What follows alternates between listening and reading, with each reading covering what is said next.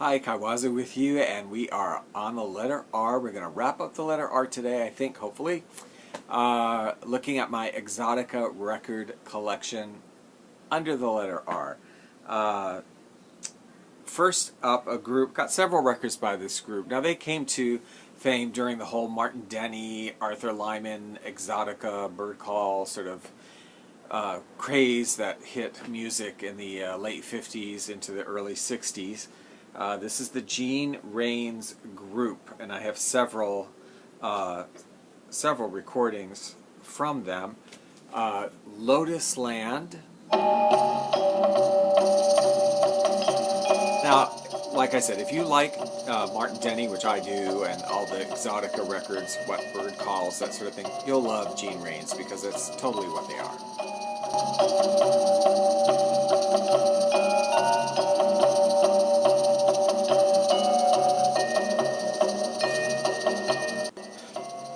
By the way, they do a nice version of the dance, Arab or the Arabian dance from the Nutcracker, which is one of those songs that I'm surprised hasn't been redone by more Exotica bands, both back in the day and today. I know Dr. Ho's a more recent CD, I mean, like within the past 10 years or so, did that song, but it's just not something that's done very often by Exotica groups, and you think it would be. I think it should be done by more. It's very exotic. All these Gene Rains groups records are on Decca Records. And by the way, the Gene Rains group is a group from Hawaii, and they did perform here, and they are, from here. This is perhaps a more rare recording of theirs, for some reason, a little harder to find. Rains in the Tropics.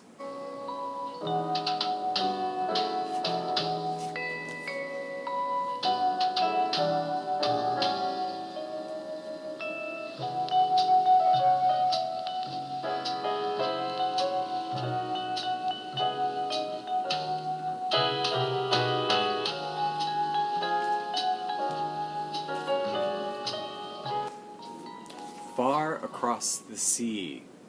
It's a pretty sunset cover there on this one.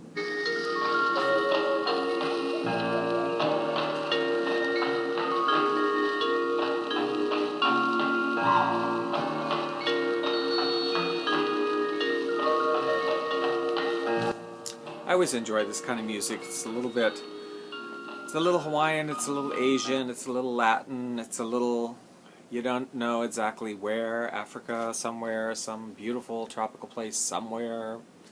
The Call of the Tropics. Now this one, which is on Harmony, which is a budget label of, or kind of a reissue label of Decca. So this one is not any new material, this is just material from their previous albums on this one.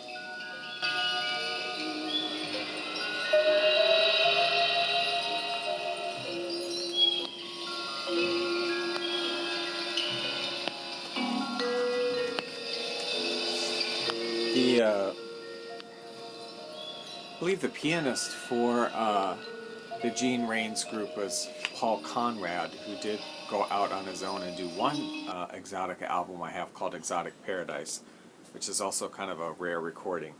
But I think that's the only solo thing he did. Next up, on budget label Crown, which did some great stuff, especially early on, did more original material. This is an album from Don Ralke, I believe you pronounce it, R-A-L-K-E, Ralke, I think. Bongo Madness.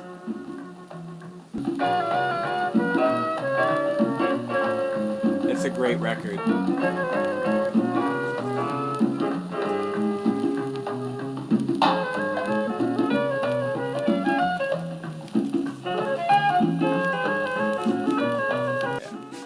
Then Don Ralke does another album, really great one too, I really like this one, The Savage and Sensuous Bongos. Although I personally wish, given that it's definitely an Exotica album, I wish they had gone for a more exotic picture than this. I think this was just more of a mainstream, sexy girl artwork. I wish they had gone for something more Exotica.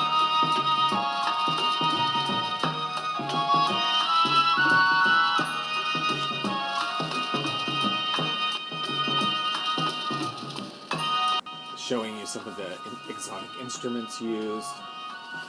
Typical of Exotica records, really going off on what sort of percussion instruments they were using, and little stories about the songs that are usually completely ridiculous, just made up crap about, you know, voodoo rituals and legends of whatever, and they're just like, you know, making stuff up or basing it on some little bit of knowledge, you know.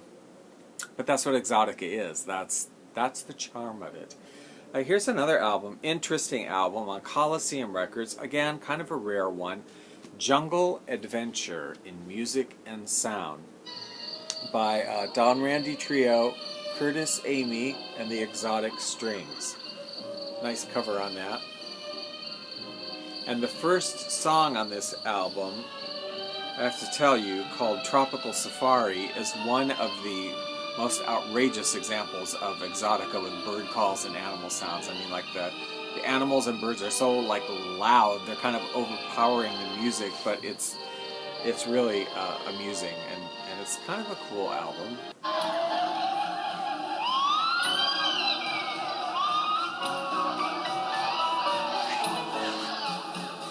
Some of the tracks are just, you know, like standard combos. Some of them are, interestingly, they take like some recordings of African tribal drumming, and then they superimpose their music over it, and those tracks kind of don't work that well for me personally. The beats and stuff don't really match up that well.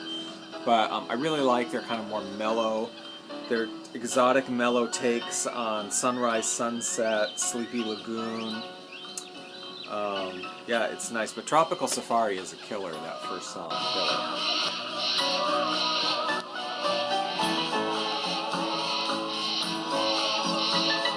Now we come to an album very, very near and dear to my heart. The Milt Raskin group Kapu, which means forbidden.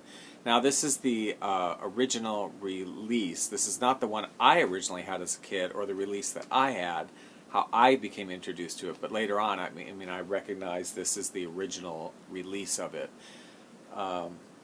Exciting sounds of Milt Raskin.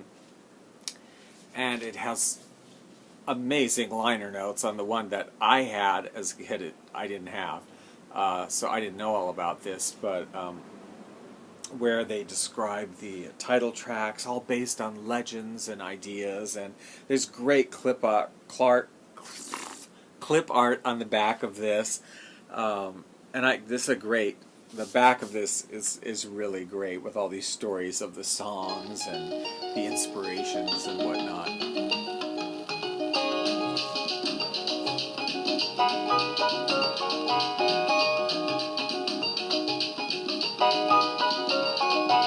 I don't know, like, to me it's just so, like, the imagery and whatnot is so 1950s, 1960s, living in Hawaii and being kind of cocktaily and cool and groovy. Now, how I first came to this album, though, was this release here. Not the original one, because I've worn it out several times, so it was reissued later on. Again, the first time I came in contact with it as Exotic Sounds of Hawaii. As a little kid, I had this album. Played this album freaking to death, which is interesting because as a younger kid, I wasn't that aware of Exotica at all. And this album has no Hawaiian steel guitar. It's not Hawaiian sounding. It's just, it's Exotica, right? There's some bird calls and the flutes and percussions and whatnot, and I was obsessed with this record. I mean, obsessed. And I love, and now the song that I love the most on it, I didn't like at all when I was a kid. It was the one track I was like, yuck, which is called Lanikai. I'll play some of it in the background here too. But it says Lanikai is supposed to be about when the breakers are coming in clean and powerful, but the sea is mild and the fish are running. This is the heavenly sea, that's what Lanikai means, for which all islanders pray. Their prayers seem to be answered on quite regularly. To me, as a kid and today, this song to me sounded like totally Egyptian. Like this is like in the tomb of, you know, King Tut or Nefertiti or something like this. Is very Egyptian, weird, mummy sounding like, and I hated it, and now I love it. I love this song, Lanikai. I love this whole album. Yeah, really love it to this day. I love this album. And again, it's Crown Records. See, mine didn't have all that cool stuff on the back like this did. Just that. Alright, next up, the Rights of Diablo.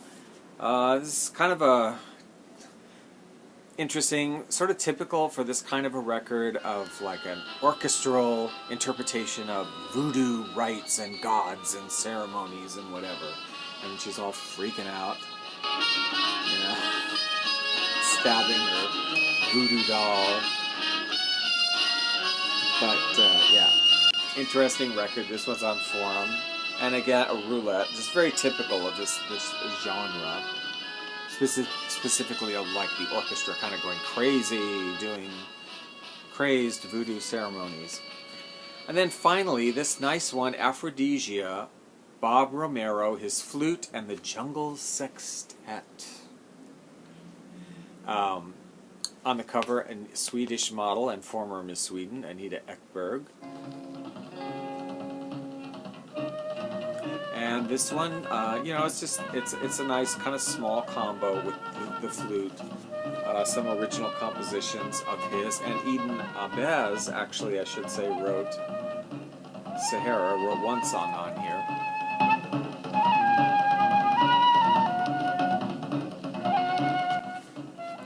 And this is on Sunset Records out of Hollywood.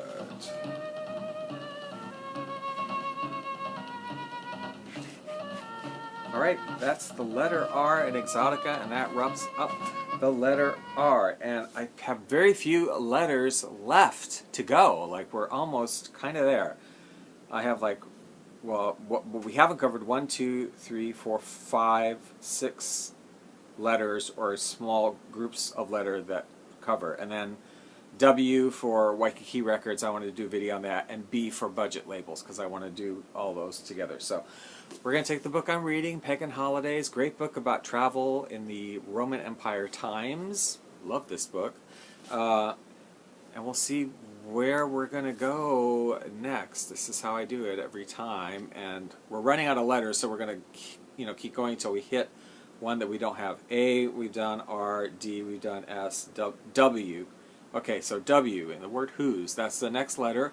So the next video we will be covering, we've already done the letter W, but we will cover those, one of the special labels that I just want to do a video or two showing all the records on this label because they're very beautiful and sort of distinctive, and that is Waikiki Records, which operated in the 1960s. Lots and lots of records from them, and they're all very, very beautiful to look at. So, and they sort of are cohesive looking.